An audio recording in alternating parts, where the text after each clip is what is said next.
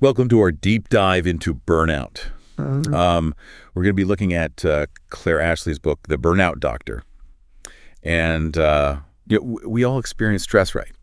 But this deep dive is about understanding when that stress, crosses the line. Right. And becomes full-blown burnout. Yeah. It's for, those times when work leaves you feeling just utterly exhausted, questioning your purpose, and just not performing at your best. We're going to uncover some interesting things, like how even positive traits can contribute to burnout. Oh, yeah. And, believe it or not, burnout literally changes the brain. It does. But the good news is it's reversible. It is. That's the beauty of neuroplasticity. Okay. The brain's remarkable ability to adapt. So let's start by distinguishing between everyday stress, we all have stressful days, weeks. Yeah. And the chronic condition we call burnout. Right. How do we actually define burnout? Well, the World Health Organization defines burnout as an occupational phenomenon. It arises from chronic workplace stress that hasn't been successfully managed, and it's characterized by three key features. One is profound emotional exhaustion. Okay. 2 is feeling increasingly detached or cynical about your job. And 3 is a noticeable drop in your ability to function effectively at work. So it's not a temporary slump. No. It's like a real shift A real shift. in how you feel and perform. One thing that really struck me in the book was how burnout affects us physically. Oh, absolutely. It's not just, mental and emotional. No. Prolonged stress keeps your body in fight or flight mode, leading to a cascade of physical symptoms. We're talking about persistent headaches, digestive problems, trouble sleeping, weakened immune system, and even an increased risk of heart problems. That's pretty alarming. It is. Is it because our bodies just aren't designed to be in a constant state of stress? That's right. Chronic stress triggers a flood of hormones that, over time, damage our bodies. All right. The Burnout Doctor describes a phenomenon called the adaptive stress response. Okay. Initially, stress hormones surge, but eventually they plummet, leaving you feeling drained. Oh, wow. And this drop in hormones can actually increase your risk of high blood pressure and heart disease. So even when you don't, feel that intense stress anymore, Right. the damage is still happening at a deeper level. That's right. Wow. Okay, and let's not forget the psychological impact. Right. Burnout really affects cognitive function. Yes. Makes it difficult to concentrate, remember things, make clear decisions. And it can also lead to emotional dysregulation, Yes. where you're just reacting to stress in ways that you wouldn't normally. You got it. And remember, these cognitive and emotional shifts, they aren't character flaws. Right. They're a consequence of how chronic stress alters the structure and function of your brain. Wow. But here's the encouraging part. Okay. The brain can heal and recover. That is reassuring. Now, the book delves into 6 workplace factors that can really fuel burnout. And it argues that even a mismatch in just one of these factors can significantly increase your risk. That's right. What are these factors? So let's imagine these factors as the pillars supporting a healthy work life. Okay. So the first pillar is control. When you lack autonomy over your work or your schedule or your tasks, it can breed a sense of helplessness. That fuels burnout. So feeling trapped Yes. in your job with no say in how things are done is a big red flag. Absolutely. Next is reward. Okay. This encompasses both tangible rewards like salary and promotions, Right. as well as intangible rewards like recognition and appreciation for your efforts. When you consistently put in the work without feeling valued, it's incredibly demoralizing. It's like pouring your energy into a bottomless pit. A great analogy. The third pillar is values. Okay. If your personal values clash with those of your company, Right. it creates internal conflict and stress. So for instance, if environmental sustainability is really important to you, but you work for a company with a really poor environmental record, Right. that dissonance could lead to burnout. Absolutely. The fourth pillar is community. Okay. Having a sense of belonging and support at work Right. when that's lacking.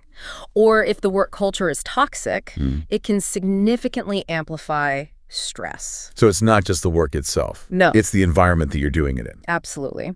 The fifth pillar is fairness. Oh. When you perceive a lack of equity or justice in the workplace, it can breed resentment, sap your motivation. Both contribute to burnout. So it's like, seeing favoritism or unfair practices Right. that are happening around you. which can be incredibly demotivating. Yes.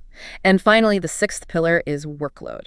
Okay. This one might seem obvious, but it's not just about having a lot to do. It's about whether the workload is manageable and sustainable in the long run. So feeling constantly overwhelmed, like you're drowning in tasks, even if you love your job, can lead to burnout. Absolutely. These 6 factors, when they're out of balance, create a breeding ground for burnout.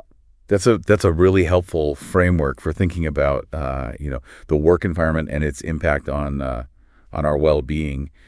But why is it that some people seem to thrive in really demanding jobs, while others burn out in seemingly less stressful roles?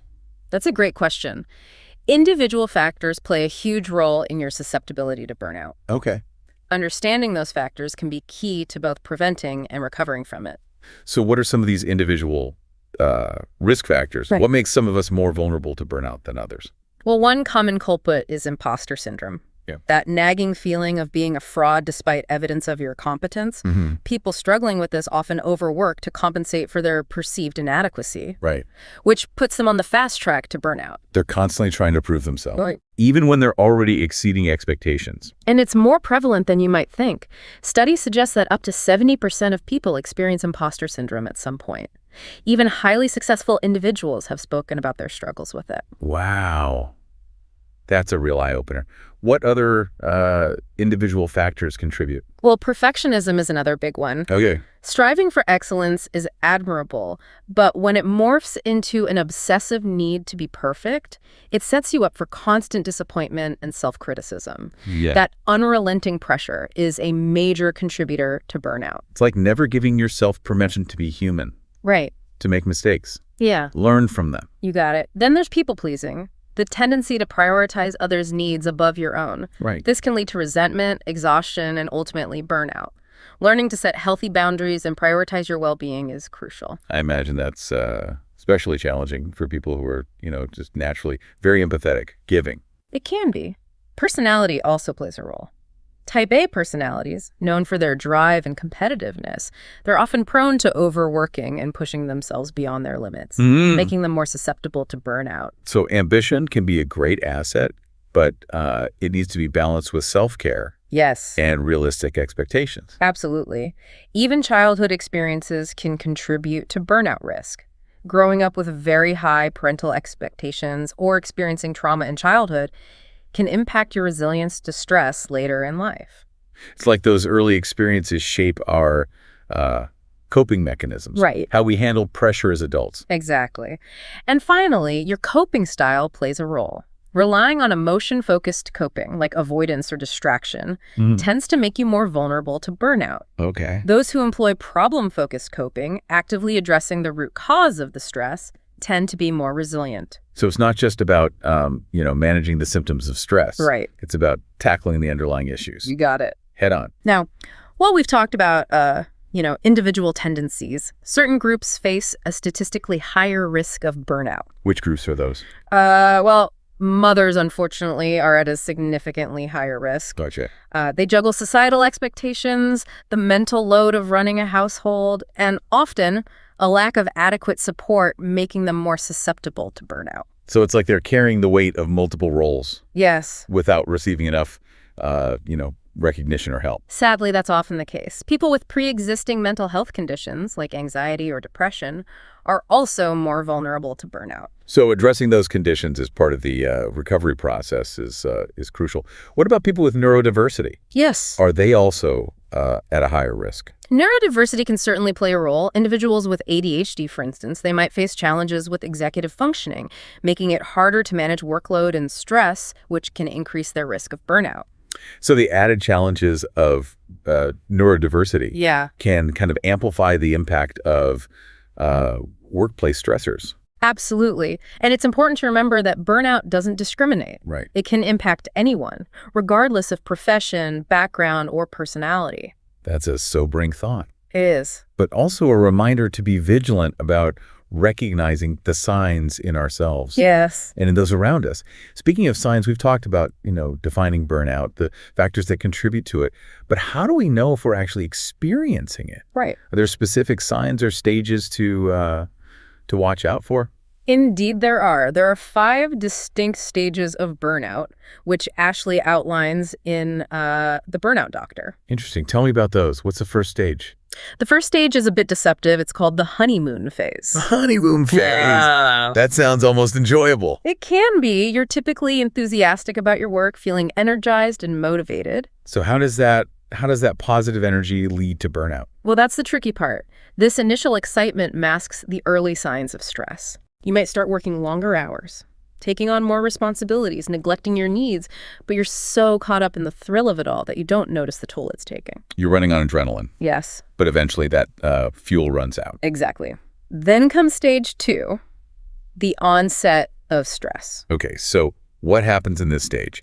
How does the honeymoon phase start to shift? This is where the cracks begin to show. You start feeling overwhelmed, irritable, and have trouble sleeping. Okay, so the initial excitement kind of gives way to anxiety and tension. Exactly. If you ignore these early warnings, you progress to stage 3, chronic stress. What does chronic stress look and feel like? Stress becomes a constant companion. Okay. Your energy levels plummet, exhaustion becomes the norm, and your performance starts to decline. Mm-hmm. You might find yourself procrastinating, feeling cynical and negative, withdrawing from your social life. So it's no longer just feeling stressed. It's starting to affect your ability to function effectively in different areas of your life. That's right. And if you continue on this trajectory, you reach stage 4, which is what most people associate with the term burnout. This is when the full force of burnout hits. Exactly. You feel emotionally detached from your work, apathetic and disillusioned. You might experience physical symptoms like chronic fatigue, insomnia, digestive issues. It paints a pretty bleak picture. It can be a truly difficult state to be in. Tragically, if it remains unaddressed, burnout can progress to the 5th and final stage. Habitual burnout. Habitual burnout, what does that mean? This is when burnout becomes a chronic condition. Oh, wow. You feel trapped and hopeless, like there's no escape from this cycle of exhaustion and disillusionment. It becomes like your new normal. Sadly, yeah. Way of life. Mm-hmm. This whole progression is pretty unsettling. But I'm hoping that there are ways to recover even if you've reached those later stages. Absolutely. Recovery is possible. Ashley details a 6-step plan to guide individuals through the process, which we'll explore in the next part of our deep dive. That's encouraging to hear. Before we move on, let's just quickly recap what we've covered for our listeners who might be taking all of this in. Yeah. So we started by defining burnout as a serious condition recognized by the World Health Organization. It's a result of chronic workplace stress that goes beyond just feeling tired. Right. It involves emotional exhaustion, detachment from your job, and a decline in effectiveness. We also explored how burnout impacts both our physical and mental health. Right. Manifesting in, various physical symptoms, from headaches and digestive problems to a weakened immune system and even heart issues. Right. And it can also hinder our, cognitive function. Yes. Making it harder to concentrate, make decisions, regulate our emotions. We then explored those 6 key workplace factors that contribute to burnout, including lack of control, insufficient reward, misaligned values, poor community, unfairness, and excessive workload. And we discussed how individual factors like imposter syndrome, perfectionism, people-pleasing, certain personality types, childhood experiences, coping styles, and even neurodiversity can influence susceptibility to burnout. And lastly, we learned that burnout progresses through these 5 distinct stages, starting with that deceptively positive honeymoon phase and ending with the demoralizing state of habitual burnout. That's right. But as you mentioned, there's hope for recovery. Absolutely. In the next part of our deep dive, we'll delve into Ashley's 6-step recovery plan, offering hope and practical strategies for those struggling with burnout. So stay tuned for part 2, where we will equip you with the tools and knowledge to start reclaiming your well-being and crafting a more fulfilling and sustainable work life. Welcome back. Let's continue our exploration into reclaiming your well-being with Claire Ashley's 6-step recovery plan. This plan provides a roadmap, so to speak, to navigate burnout, and it's structured into 3 distinct phases. Okay, I'm intrigued. What are these 3 phases, and how do they guide us toward recovery?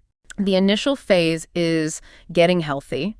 It's about acknowledging the issue, creating distance from the source of the stress, and prioritizing self-care. That makes sense. You need to address the immediate crisis. Right. Before you can start rebuilding. Precisely. The second phase, preparing for change, encourages you to reflect on your values and investigate alternative work possibilities. So it's about envisioning a different future, one that aligns with your needs and aspirations. Exactly.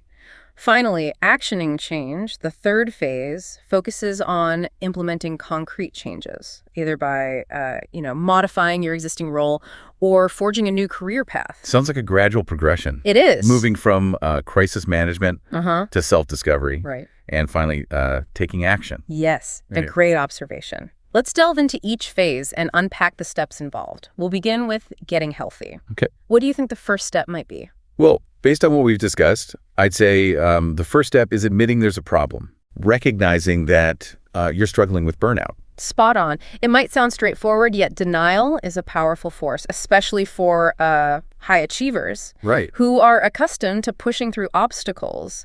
Recognizing the issue is paramount for embarking on the path to healing. It's like acknowledging you need assistance before you can receive it. Right. So what's the next step in this phase? Step 2 involves distancing yourself from work.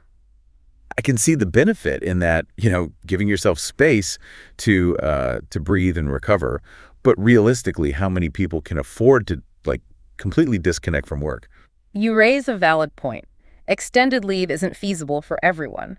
However, even if you can't take a long break, it's crucial to carve out some distance, even if it's just mental distance. So maybe setting boundaries, limiting work hours, or finding ways to kind of detach emotionally Exactly. after clocking out. Those are excellent strategies, and for those who are fortunate enough to take a break, it ideally involves sick leave or even leaving their position to create a complete psychological and physical separation from the stressor.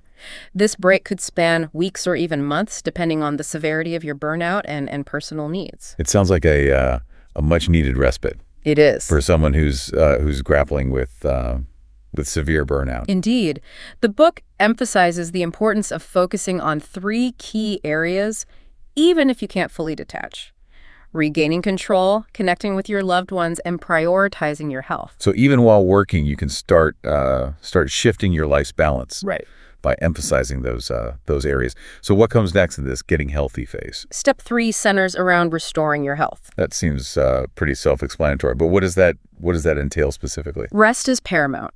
Burnout depletes your energy reserves, both physically and mentally. Getting enough sleep, relaxation, engaging in rejuvenating activities are vital during this stage. It's like recharging your batteries. Yes. After they've been completely drained. A perfect analogy. Ashley underscores the importance of prioritizing rest, even if you feel pressed for time.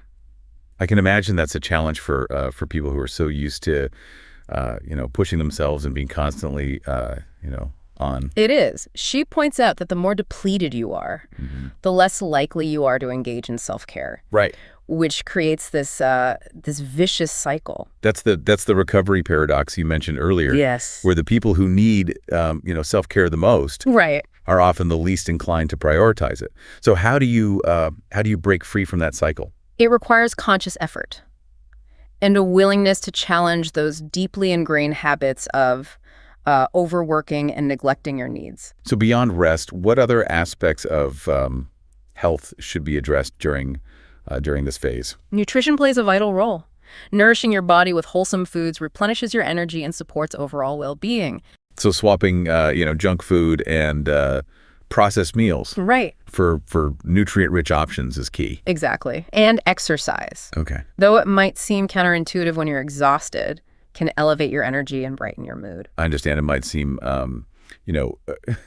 overwhelming to add exercise when you're already depleted. Would even gentle movement be beneficial? Absolutely. It doesn't have to be strenuous. A simple walk in nature can be incredibly restorative. So this initial phase is about pausing, giving yourself the opportunity to rest and recharge. Yeah. And starting to rebuild your physical and mental health. That's a great summation. Okay. Now let's move on to phase 2, preparing for change. Okay. So what does this phase entail? How do we prepare ourselves for change? I don't know. This phase revolves around introspection and exploration. It's about evaluating your life, reassessing your values, and envisioning a different future. So it's about shifting from merely surviving Yes. to thriving. Exactly. What do you think the first step in this phase might be? Considering the theme of self-discovery, I'd imagine it involves questioning your values. You hit the nail on the head. Burnout often stems from a mismatch between our values and our work.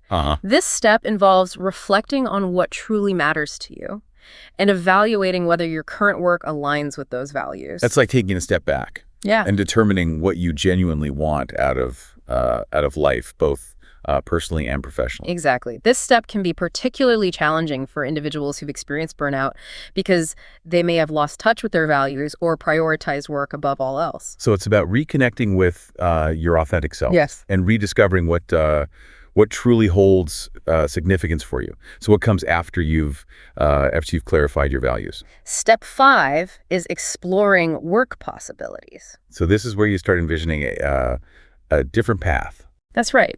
This step involves researching various career options, considering returning to your previous role with modifications, pursuing a new career path, or even venturing into entrepreneurship. So it's about embracing new possibilities. Yes. And considering options that you may not have entertained before. Exactly. It's crucial to approach this exploration with curiosity and openness, allowing yourself to dream big without feeling constrained by your current circumstances. So even if you're not ready for a drastic shift, this stage is about planting the seeds for a more fulfilling future. Precisely. This phase is all about internal reflection and brainstorming, setting the stage for concrete action.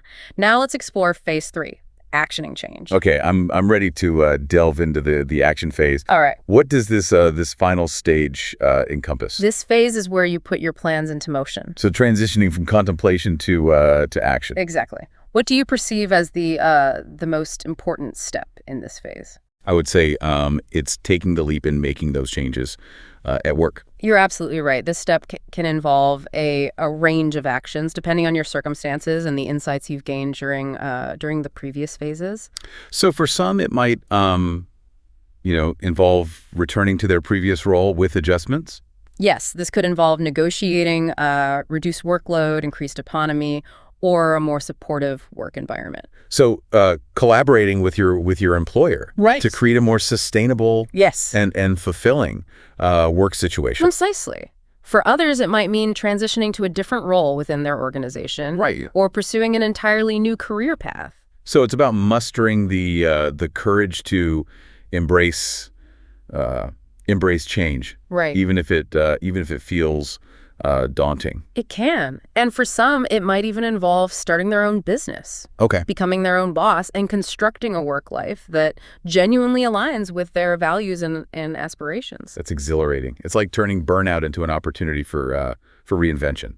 Exactly. This phase is all about taking charge of your career and making choices that support your well-being.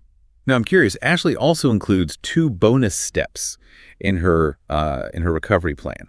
Can you tell us about those? Of course. The first bonus step focuses on maintaining those positive changes and preventing relapse. So it's about sustaining a healthy work life. And avoiding falling back into old patterns. Exactly. It stresses the importance of prioritizing self-care, monitoring your stress levels, and having a plan in place to navigate future challenges. It's like building resilience. Yes. And equipping yourself with the tools to navigate the inevitable ups and downs that life throws your way. An excellent analogy. The second bonus step is about recognizing and overcoming barriers to change. I imagine there are many internal and external obstacles that can hinder recovery. You're right. This step addresses common psychological barriers like the sunk cost fallacy, commitment bias, and a fixed mindset, as well as external challenges like financial limitations or a lack of support. So it's about acknowledging those barriers and developing strategies to overcome them. Exactly. This 6-step plan, along with the bonus steps, offers a really comprehensive guide for burnout recovery. It does. But before we move on, I'd love to hear about Ashley's personal experience. She went through burnout herself, right? How did she apply these principles to her own journey? Ashley, being a doctor, experienced burnout firsthand in the demanding medical field. She candidly shares her struggles, including her initial denial, her reluctance to take time off, and her eventual decision to leave her full-time position to prioritize her well-being. So she's not just, preaching from a textbook. She's speaking from lived experience. Exactly. She emphasizes that recovery is a process, not a quick fix. It requires time, effort, and a willingness to confront your ingrained patterns. I can imagine it's frustrating at times. Yes. Feeling like you're taking 2 steps forward and 1 step back. It can be. But she also highlights the remarkable rewards of recovery, including reigniting your passion, finding greater purpose in your work, and creating a life that truly resonates with your values. So it's a journey worth undertaking, even if it's not always easy. Absolutely. Before we wrap up this part, let's just revisit the key takeaways for our listeners. What are the most crucial points they should remember? Great idea. We explored Ashley's 6-step burnout recovery plan, divided into getting healthy, preparing for change, and actioning change. Right. And we learned that the first phase emphasizes acknowledging the issue, distancing yourself from work, and restoring your health through rest, nutrition, and exercise. The second phase encourages introspection, exploring work possibilities, and envisioning a different future. And the final phase is about putting those plans into action. Right. Making changes at work, whether it's modifying your current role, transitioning to a new position, or even embarking on an entrepreneurial journey. We also discussed the 2 bonus steps: sustaining your well-being after implementing those changes, and identifying and overcoming barriers that hinder your progress. And we heard about Ashley's personal journey with burnout and how she applied these principles to her own recovery. Right. In the final part of our deep dive, we'll explore specific strategies for navigating the complexities of burnout recovery and creating lasting, positive changes. We'll delve into topics like setting boundaries, managing your energy effectively, and cultivating a resilient mindset. We'll provide you with practical tools and techniques to navigate the challenges of burnout recovery and create a work life that is both fulfilling and sustainable. So stay tuned for part 3, where we will equip you with the knowledge and inspiration to reclaim your well-being and thrive. Welcome back to our final exploration of burnout. We've really dissected its definition, the factors that fuel it, and dove deep into Claire Ashley's 6-step recovery plan. Now, let's equip ourselves with some tangible strategies for navigating this recovery process and creating lasting change. Ashley places a lot of emphasis on boundary setting, Right. which we've touched on before.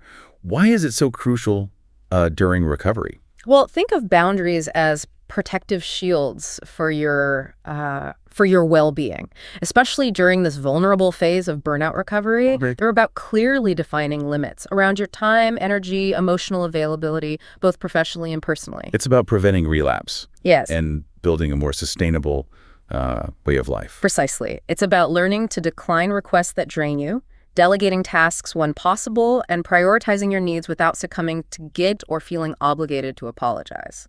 I imagine that's a difficult skill for many, especially those who are prone to people pleasing or taking on excessive responsibilities. So, what are some practical techniques for setting effective boundaries? Well, the Burnout Doctor suggests using assertive communication, Okay. stating your needs directly and with clarity, practicing saying no, firmly but respectfully. So it's not about aggression or confrontation, No. but just advocating for yourself in a way that honors your well-being. Exactly.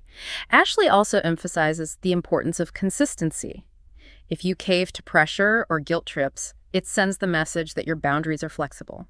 So it's about establishing those limits and adhering to them. Right. Besides boundaries, what other strategies can help manage the challenges of burnout recovery?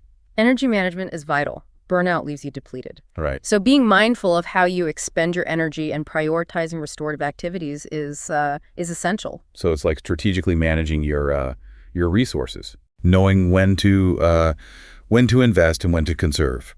A great analogy. This might involve scheduling breaks throughout your workday, delegating when feasible, and declining commitments that sap your energy. So it's about being, proactive rather than reactive. Right. Consciously making choices that support your energy levels instead of just letting circumstances dictate your actions. Precisely.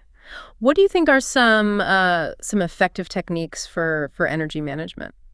Well, the book highlights, prioritizing sleep, engaging in regular exercise, and incorporating mindfulness practices like Yes. meditation or deep breathing exercises. Those are excellent examples. Yeah. It also underscores the importance of heeding your body's signals and respecting your need for rest. Not pushing through fatigue or ignoring those signs of depletion. Exactly. It's about recognizing your body's wisdom and responding with self-compassion. We've talked about the physical and practical aspects of this, but what about the mental and emotional challenges of burnout recovery? How do we develop a more resilient mindset? Well, Ashley suggests challenging negative thoughts Hmm. and reframing them in a more constructive light. Yes, it's about identifying those self-critical thoughts and replacing them with supportive and encouraging ones. She recommends techniques like cognitive behavioral therapy, CBT, to recognize and challenge those unhelpful thought patterns. So it's not about suppressing negative thoughts, Oh. but transforming them. Transforming them, exactly. She also stresses the importance of self-compassion, treating yourself with kindness and understanding, particularly during setbacks. So it's about being your own advocate, Yeah. source of encouragement rather than your harshest critic. Exactly. And she encourages seeking support from others, whether it's through therapy, a support group, or trusted friends and family. Right. It's a good reminder that you don't have to navigate this journey alone. There are people who care and want to help. Hmm.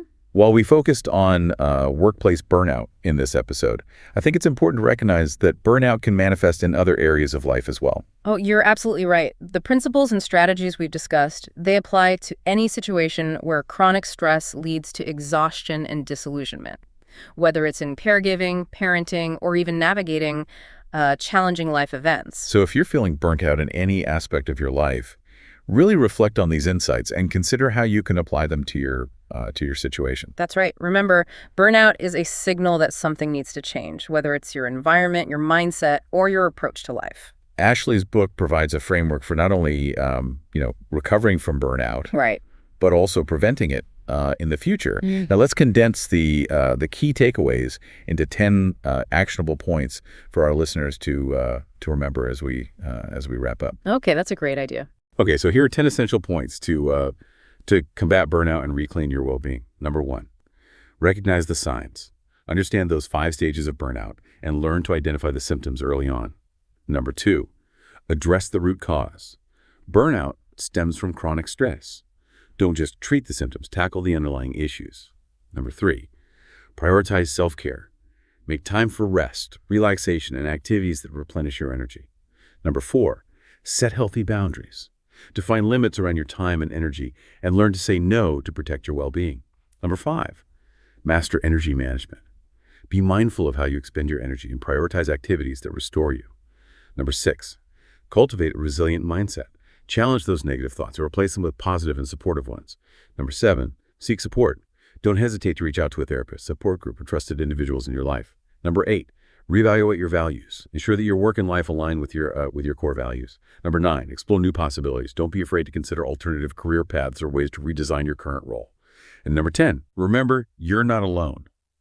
Burnout is a common experience, and recovery is possible with the right strategies and support. That's a fantastic summary. Remember, you have the power to reclaim your well-being and create a more fulfilling and sustainable life. Well, thank you for joining us on this deep dive into burnout. We hope you've gained valuable insights and practical strategies to navigate this complex issue and create a life that truly nourishes your mind, body, and spirit. Remember, there's hope for healing and renewal.